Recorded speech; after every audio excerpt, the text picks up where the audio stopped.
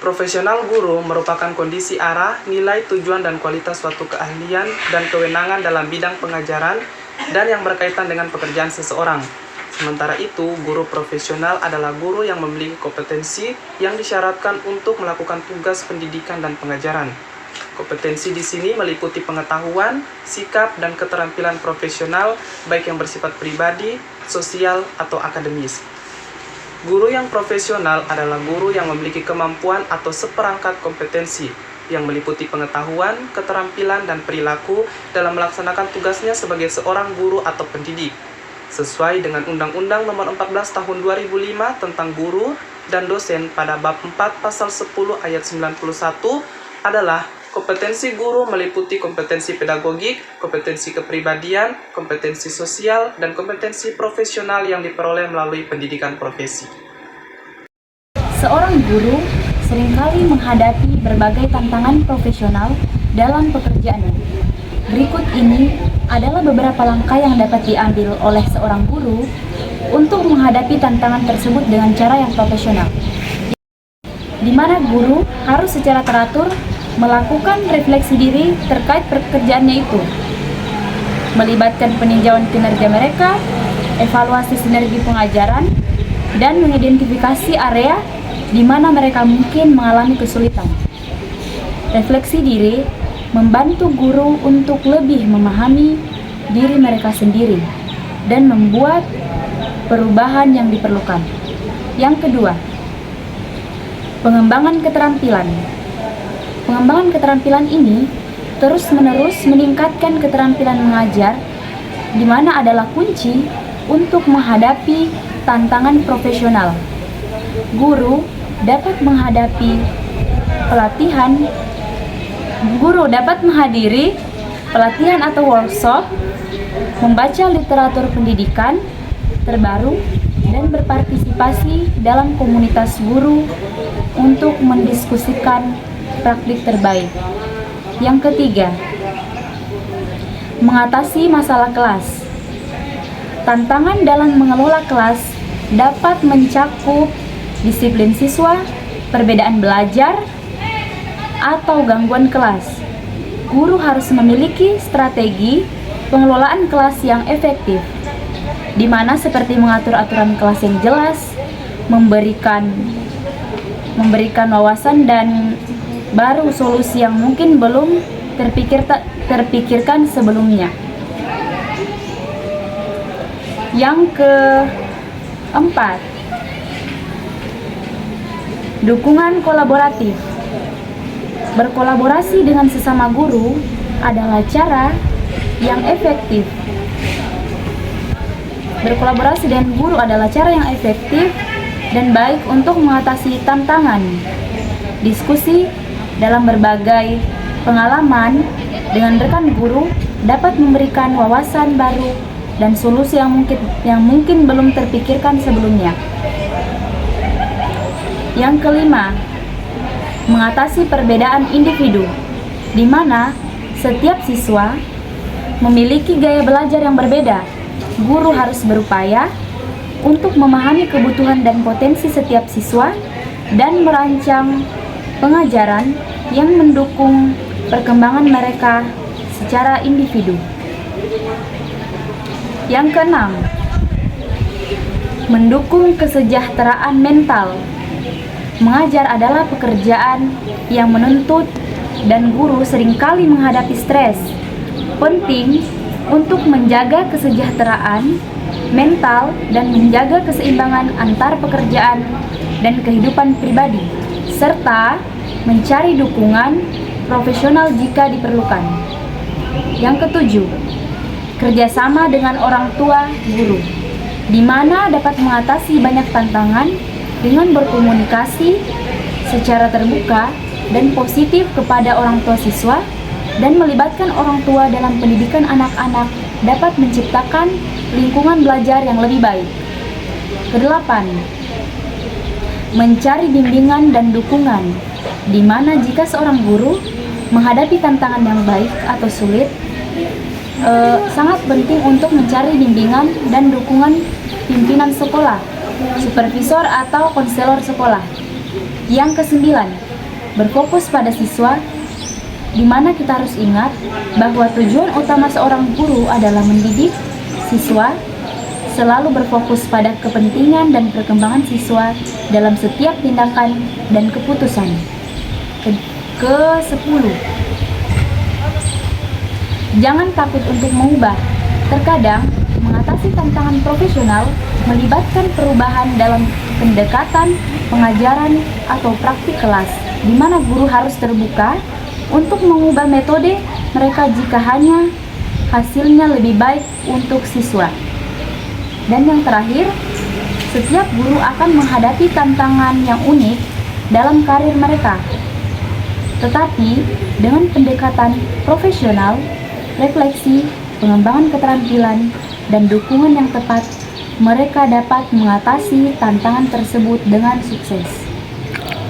Tindakan yang harus diambil oleh seorang guru untuk mengatasi berbagai masalah dalam pekerjaannya dapat bervariasi, tergantung pada jenis masalah yang dihadapi.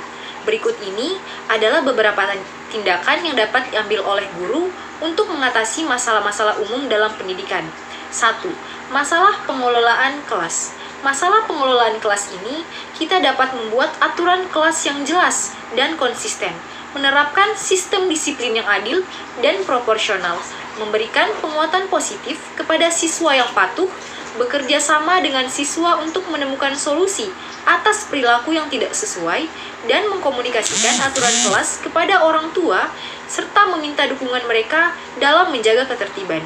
2. Masalah perbedaan belajar siswa. Dalam perbedaan belajar siswa ini, yang dapat kita terapkan adalah identifikasi gaya belajar individu setiap siswa, sesuaikan metode pengajaran dan materi pelajaran untuk memenuhi kebutuhan beragam siswa, berikan dukungan tambahan atau bantuan khusus bagi siswa yang membutuhkannya, bekerja sama dengan spesialis pendidikan untuk merancang program pendidikan inklusif. Yang ketiga, tantangan akademik. Dalam masalah tantangan akademik ini, kita dapat melakukan beberapa cara, seperti monitoring kemajuan siswa secara teratur, dan mengidentifikasi masalah akademik sejak dini. Tawarkan bantuan tambahan seperti bimbingan atau remediasi. Membuat rencana pembelajaran individu untuk siswa yang mengalami kesulitan akademik, serta kolaborasi dengan rekan guru untuk berbagai strategi pengajaran yang efektif. Keempat, masalah kesejahteraan mental siswa. Dalam masalah ini, hal yang perlu kita perhatikan berupa perubahan perilaku atau tanda-tanda masalah kesejahteraan mental pada siswa. Perlunya merekomendasikan siswa yang memberikan dukungan kepada konselor, sekolah, atau sumber daya kesehatan mental. Lalu, kita dapat menciptakan lingkungan kelas yang mendukung kesejahteraan emosional dan sosial siswa. Yang kelima, kerjasama dengan orang tua. Dalam hal ini, kerjasama dengan orang tua itu sangat penting.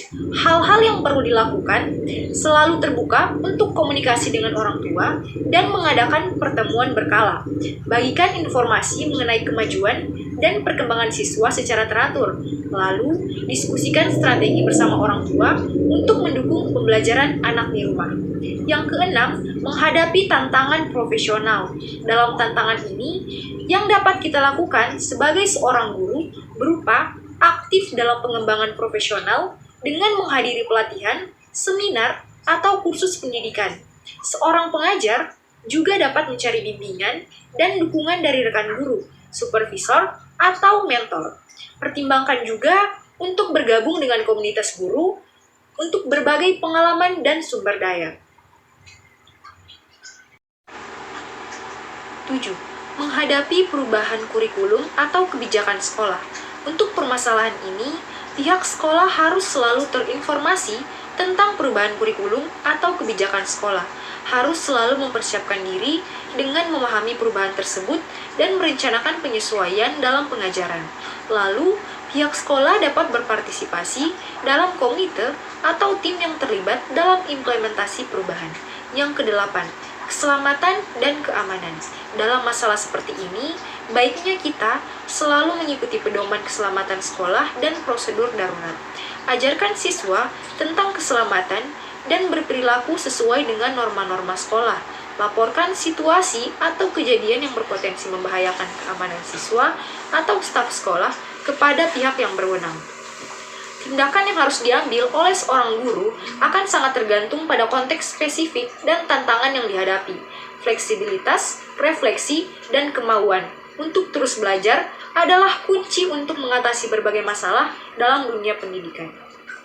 Evaluasi keberlanjutan adalah langkah penting dalam memastikan bahwa tindakan perbaikan yang telah diambil oleh seorang guru benar-benar memberikan hasil yang diinginkan. Berikut adalah beberapa bentuk evaluasi keberlanjutan yang dapat dilakukan oleh seorang guru setelah memberikan tindakan-tindakan perbaikan. Yang pertama, monitoring kemajuan siswa. Guru dapat terus memantau kemajuan akademik siswa secara rutin dengan mengumpulkan data tentang hasil evaluasi, ujian, atau tugas. Perbandingan antara data sebelum dan setelah penerapan tindakan perbaikan dapat membantu mengukur dampaknya. Yang kedua, pemantauan perilaku dan kepatuhan. Jika tindakan perbaikan terkait dengan manajemen kelas atau disiplin siswa, guru dapat memantau perilaku siswa dan tingkat kepatuhan terhadap aturan kelas. Ini dapat mencakup pencatatan insiden perilaku yang tidak diinginkan dan perbandingan dengan periode sebelumnya. 3. Ulasan portofolio siswa. Jika guru telah menerapkan tindakan perbaikan dalam pembelajaran berbasis proyek atau portofolio, mereka dapat mengulas portofolio siswa untuk melihat perkembangan kualitas, pekerjaan, dan pencapaian tujuan pembelajaran. 4. Wawancara dengan siswa. Guru dapat mengadakan wawancara dengan siswa untuk mendapatkan umpan balik langsung tentang pengalaman mereka dalam kelas dan pemahaman mereka terhadap materi pembelajaran, dapat membantu dalam mengevaluasi efektivitas pembelajaran. 5. Survei siswa. Guru dapat menyebarkan survei kepada siswa untuk mengukur persepsi mereka tentang pembelajaran dan pengalaman di kelas. Pernyataan dalam survei dapat berkaitan dengan tindakan perbaikan yang telah diimplementasikan. 6. Pertemuan dengan orang tua. Berkomunikasi secara teratur dengan orang tua siswa untuk mendapatkan umpan balik tentang perubahan dalam kinerja atau perilaku siswa. Orang tua sering memiliki wawasan yang berharga tentang bagaimana tindakan perbaikan mempengaruhi anak mereka. 7. Menggunakan data kuantitatif. Mengumpulkan data kuantitatif seperti nilai, hasil tes standar, atau data pengukuran lainnya untuk mengevaluasi dampak tindakan perbaikan. Perbandingan data sebelum dan sesudah tindakan dapat memberikan indikasi tentang perubahan yang telah terjadi. 8. Kolaborasi dengan rekan guru.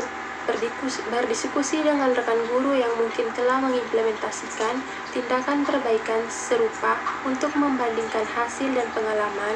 Ini dapat membantu dalam memahami apa yang telah berhasil dan apa yang perlu diperbaiki.